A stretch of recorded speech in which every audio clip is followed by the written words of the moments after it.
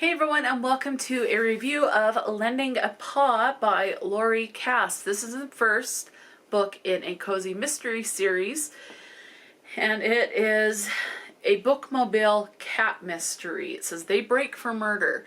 So Lending a Paw, the main standard cozy mystery format where you have this character who's relatively new to the area, murder happens, and they're generally better at solving who killed someone than the police are. So the police are pretty absent or not so smart. So a standard cozy mystery. But I really like this. So the main character is Minnie. That's her name. They call her the Minster, Minpin. They've got all these fun nicknames. So she works for a library, and she's an assistant to like the director. So she's like an assistant director or assistant manager or something like that. But she's in this small town, and there are some even smaller towns that surround her area. And she wants to be able to take the library to these smaller areas where they used to have a library, but they closed for whatever reason. And so she gets the funding donated by this person and named Stan, and so she's able to do this bookmobile. She's in charge of it, she drives it, and all of that. Well, so one day Minnie is at, I think it was a cemetery, and this cat followed her home, and happens to be the cat that's on this cover. This cat's name is Eddie, and I tell you, Eddie is a hoot. He was so cute. It's like, laying on paper, shredding paper, hiding, trying to get out of the house, the howling, when he doesn't get his way, the purring, anyways, it was awesome. As a cat parent, I found Eddie written to be in a way that was realistic. Now, it doesn't mean that one cat's going to be exactly like Eddie, because each animal has their own personality. So, but I have seen in different animals that I have had different traits, that I have had animals that have had this part of those traits. So I found it very relatable with that. I ended up giving this 5 stars. This is the first, usually cozy mysteries I give about 3.5 to maybe a 4-star, and I thoroughly enjoy them, but they never reach a 5-star. Now I think with this one, the main reason I gave this one a 5-star is because of how much it touched me personally.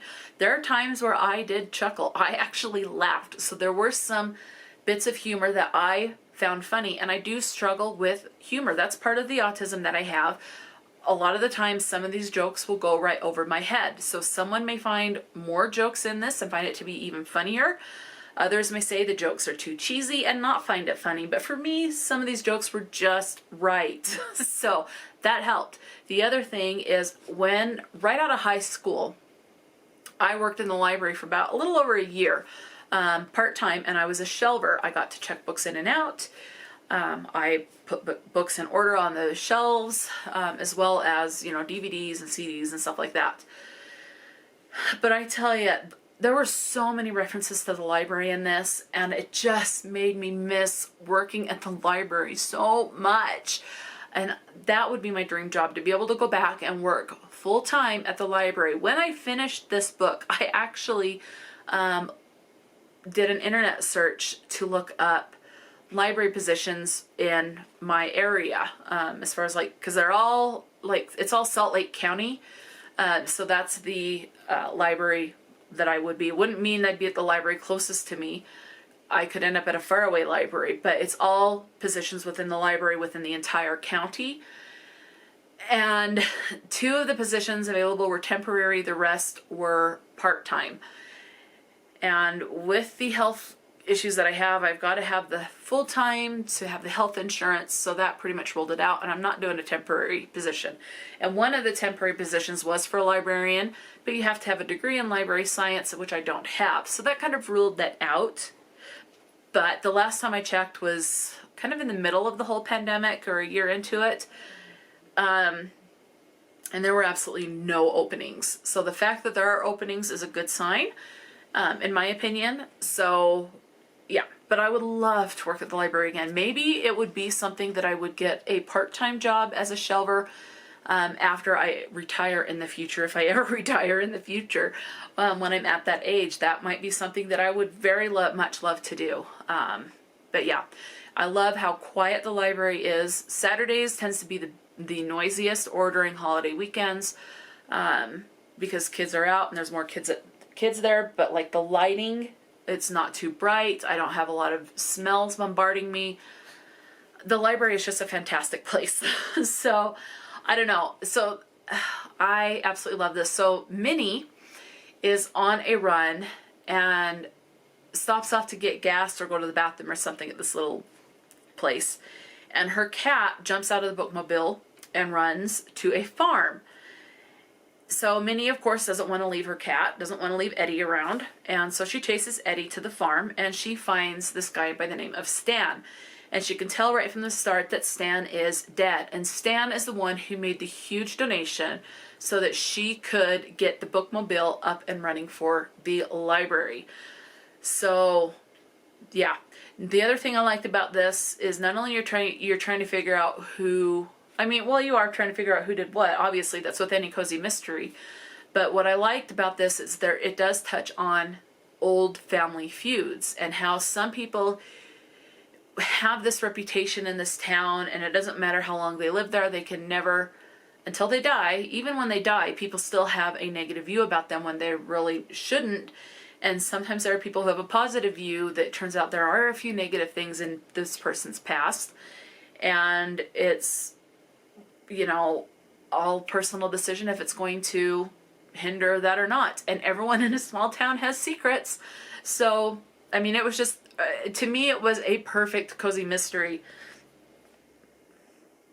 I do have the second book. I can't remember the name of the title of it.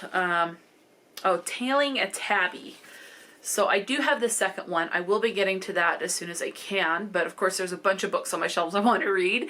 So we'll see, but hopefully sooner rather than later, because I do want to get back into this world, especially with Eddie the cat and Minnie the librarian.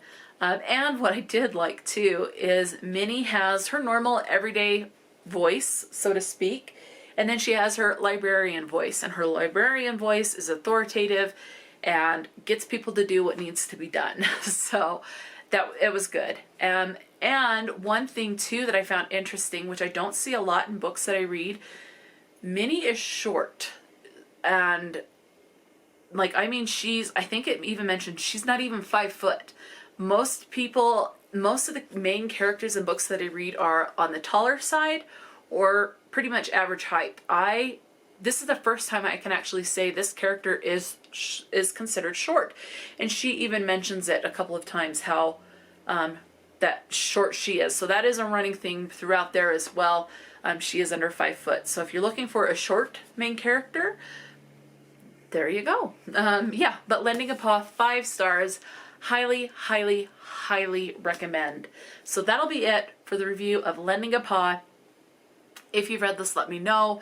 Otherwise, what is your favorite cozy mystery? Or if you don't like cozy mystery, what's your favorite mystery-esque book? So that'll be it. So until next time, stay true to yourself and enjoy a good book. And I'll talk to you later.